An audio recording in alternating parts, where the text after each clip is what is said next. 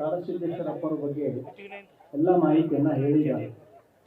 ಇಂದು ನಡೆದ ಘಟನೆ ಆಗಲಿ, ಇವತ್ತು ನಡೀತಿರೋ ಸಮಾವೇಶದ ಬಗ್ಗೆ ಆಗಲಿ, ನಿಮ್ಗೇನಾದ್ರೂ ಹೆಚ್ಚಿಗೆ ಹೇಳಬೇಕಾಯ್ತಂದ್ರೆ ಮತ್ತು ಸೂರ್ಯ ಹಿಂದೆಲ್ಲ ನೋಡಿರ್ಬೇಕು, ಸೂರ್ಯನ ಮುಂದೆನೇ ಸೂರ್ಯನ ತೋರಿಸ್ದಂಗೆ ಹಾಕಿ ಈ ಸಮಾವೇಶದಲ್ಲಿ ಪಾಲ್ಗೊಂಡಿರ್ತಕ್ಕಂಥ ಕಾಡಸಿದ್ದೇಶ್ವರಪ್ಪರನ್ನು ಮೊದಲುಗೊಂಡು ಎಲ್ಲ ಪೂಜ್ಯರ ಶ್ರೀಚರಣಕ್ಕೆ ಭಕ್ತಿಯ ನಮಸ್ಕಾರಗಳನ್ನು ಸಮರ್ಪಣೆ ಮಾಡಿ, ಈ ಗೊಂದಲ ಶುರುವಾಗಲಿಂದ ಹಲವು ಚರ್ಚೆಗಳು ಬಂದಿದ್ದಾವೆ. ಕೆಲವು ಸಚಿತ್ರ ಆಗಿದ್ದಾವೆ, ಕೆಲವು ವಿಚಿತ್ರ ಆಗಿದ್ದಾವೆ. ಎಲ್ಲವನ್ನು ಕೂಡ ನೀವು ಕೇಳ್ಕೊಂತ ಬಂದಿದ್ದೀರಿ.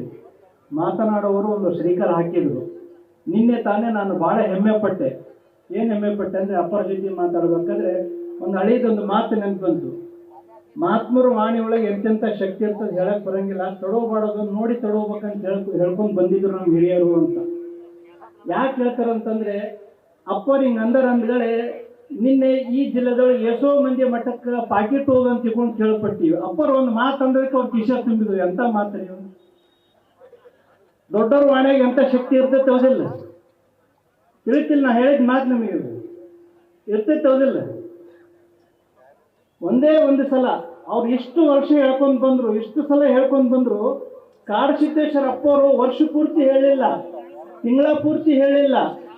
ಒಂದೇ ಸಭೆದಲ್ಲಿ ಒಂದೇ ಸಲ ಸಿಂಹ ಗರ್ಜನೆ ಹಾಕಿದ್ರು ಎಲ್ಲೋ ಕೊಯ್ ಅಂತ ಗಪ್ಪ ಆಗ್ಬಿಟ್ಟಾರ. ಎಲ್ಲಕ್ಕೂ ಕೊಯ್ ಅಂತ ಗಪ್ಪ ಆಗ್ಬಿಟ್ಟ.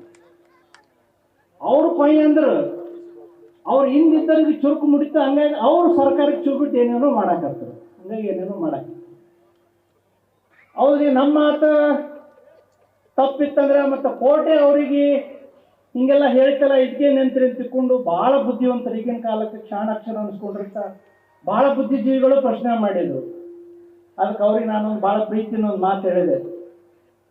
ಒಂದ್ಸಲ ಒಂದು ಕತ್ತಿಗೆ ಒಂದು ಹುಲಿಗೆ ಜಗಳ ನಡೆದಿತ್ತಂತೆ. ಕತ್ತಿ ಆಕಾಶ ನೋಡಿ ಎಷ್ಟು ಹಸುರೈತಿ ನೋಡಿ ಆಕಾಶ ಅಂತ ಹೇಳಕತ್ತಿತ್ತಂತೆ. ಹುಲಿ ಹೇಳ್ತಂತೆ, ಏ ಕತ್ತಿ, ಆಕಾಶ ಹಸಿರಿಲ್ಲ, ತಿಳು ನೀಲಿ ಐತೆ ಅಂತ ಹುಲಿ ಹೇಳಕತ್ತಿತ್ತಂತೆ. ಏ ಇಲ್ಲ, ಅದು ಹಸಿರೈತೆ ಅಂತ ಅದು ವಾದ ಮಾಡಕತ್ತು. ವಾದ ಹೋಗಿ ಇಲ್ಲಿತನ ಹೋಯ್ತಂದ್ರೆ, ಈ ಕಾಡಿನ ರಾಜ ಸಿಂಹ ಅದನ್ನಲ್ಲ, ಸಿಂಹಕ್ಕೆ ಕೇಳము, ಸಿಂಹ ಏನ್ ಹೇಳ್ತಾನೆ ಅದೇ ಅಂತಿಮ ಅಂತಿಕೊಂಡು ಸಿಂಹದ ಹತ್ರ ಹೋಯ್ತಂತ. ಸಿಂಹ ಹೇಳಿತು, ಇಲ್ಲ ಆಕಾಶ ಹಸಿರೈತೆ ಅಂತ ತಿಳ್ಕೊಂಡು ಸಿಂಹ ಹೇಳ್ತಂತೆ. ಅವಾಗ ಕತ್ತೆ ಕುಣಿದಾಡ್ಕೊಂತ ಹೋತು.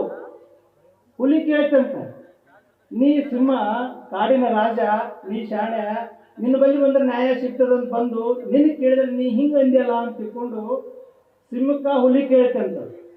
ಅವ ಹುಲಿ ಸಿಂಹ ಒಂದು ಮಾತು ಹೇಳ್ತಂತ, ಹೋಗಿ ಹೋಗಿ ಕತ್ತಿ ಬಿತ್ತಿ ವಾದ ಕೇಳಿದ್ರು ಲೋಮಾರಾಯ ಅಂತ. ಅದಕ್ಕೆ ಕತ್ತಿ ಸಮಾನ ಆಗತ್ತ ನಂದಿನ ತಗೋ ಅಂತ. ಹಂಗಾಗಿ ಕೋರ್ಟು ಕೂಡ ಅಪ್ಪರಿಗೆ ಹಂಗೆ ಒಂದು ತಿಂಗಳ ದಿವಸ ಸ್ವಲ್ಪ ನಿರ್ಬಂಧ ಹಾಕೈತೇನಂತ ನಾವು ವಿಚಾರ ಮಾಡ್ಕೊಂಡೀವಿ. ನಾವು ಹಂಗೆ ವಿಚಾರ ಮಾಡ್ಕೊಂಡೀವಿ, ಯಾರ ಜೊತೆ ವಾದ ಹೇಳಿದ್ರೆ ಚಲೋ ಇರ್ತದೆ ಅನ್ನೋದ್ರ ಬಗ್ಗೆ ಕೂಡ. ಹಾಗಾಗಿ ಒಂದೇ ಒಂದು ಕೊನೆಯದಾಗ ಹೇಳ್ತೀನಿ, ಸಮಯದ ಒತ್ತಡವನ್ನು ಕೂಡ ಹೇಳಿದ್ದಾರೆ. ಮೈಕ್ ಬಂದ್ ಮಾಡೋದಕ್ಕೆ ಮೊದಲೇ ಮಾತು ಮುಗಿಸ್ತೀನಿ. ಇಲ್ಲಿ ಯಾರೋ ಈಗ ಒಂದು ಮಾತು ನೆನಪು ಮಾಡಿಕೊಂಡ್ರು. ಏನ್ ನೆನಪು ಮಾಡಿಕೊಂಡ್ರು ಅಂದ್ರೆ, ನಾವೆಲ್ಲರೂ ಕೂಡ ಇವತ್ತಿನಿಂದ ಅದೃಶ್ಯ ಕಾಡಸಿದ್ದೇಶ್ವರ ಅಪ್ಪರಿಂದ ಅದಿವೆ ಅಂತಕ್ಕಂಥ ಮಾತನ್ನು ಅವರು ಘೋಷಣೆ ಮಾಡಿದ್ರು. ಹಾಗಾಗಿ ನಾನು ಹೇಳ್ತಕ್ಕಂಥ ಒಂದು ಮಾತೇನಂದ್ರೆ, ನಾವೆಲ್ಲರೂ ಅದೃಶ್ಯಪ್ಪರಿಂದ ಇರ್ತೀವಿ ಅನ್ನೋದು ಇದು ಬೇಡ.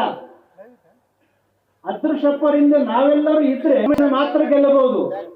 ಆದ್ರೆ ನಮ್ಮೆಲ್ಲರಿಂದ ಅದೃಶ್ಯಪ್ಪ ಇದ್ರಂದ್ರೆ 1000 ವರ್ಷಗಳ ಪರ್ಯಂತವಾಗಿರ್ತಕ್ಕಂಥ ಸಮಸ್ಯೆಗಳನ್ನ ಗೆಲ್ಲುವ ಶಕ್ತಿ ನಮಗೆ ಬರ್ತದೆ, ಅದು ನಮಗೆ ಬರ್ತದೆ. ಹಾಗಾಗಿ ಇತಿಹಾಸದಿಂದ ನಾವು ಅದನ್ನು ಕಲಿಸಬೇಕಾಗಿದೆ. ಹಾಗಾಗಿ ಅದು ನಮ್ಮಿಂದ ಆಗಬೇಕಾಗಿದೆ. ಆ ರೀತಿಯಾಗಿ ಇವತ್ತಿನಿಂದ ನಾವೆಲ್ಲ ಅನೇಕ ಪರಂಪರೆಯ ಮಠಾಧೀಶರು ನಮ್ಮೆಲ್ಲ ಪರಂಪರೆಗಳನ್ನು ಬದಿಗೊತ್ತಿ ನಮ್ಮ ದೇಶ, ನಮ್ಮ ಧರ್ಮ, ನಮ್ಮ ಸಂಸ್ಕೃತಿ ಉಳಿಸಬೇಕಂತ ತಿಳ್ಕೊಂಡು ಇವತ್ತೆಲ್ಲರೂ ಕೂಡ ಒಕ್ಕೂರಲಿಂದ ನಾವು ಬಂದಿದ್ದೀವಿ. ಹಾಗಾಗಿ ಇದೆಲ್ಲದಕ್ಕೂ ಕೂಡ ನೀವು ಇವತ್ತು ಮಾತ್ರ ಕೈ ಎತ್ತಿ ನಾಳೆಗೆ ಮತ್ತೆ ಕೈ ಇಳಿಸುವಂತ ಕಾರ್ಯ ಆಗಬಾರದು. ಏನಿವತ್ತು ಈ ಹೆಜ್ಜೆ ಇಟ್ಟಿದ್ದೀವಿ, ಈ ಹೆಜ್ಜೆ ನಾವು ಗೆಲ್ಲೋವರೆಗೂ ಎಂದೂ ಕೂಡ ಹಿಂದೆ ಸರಿಬಾರದು.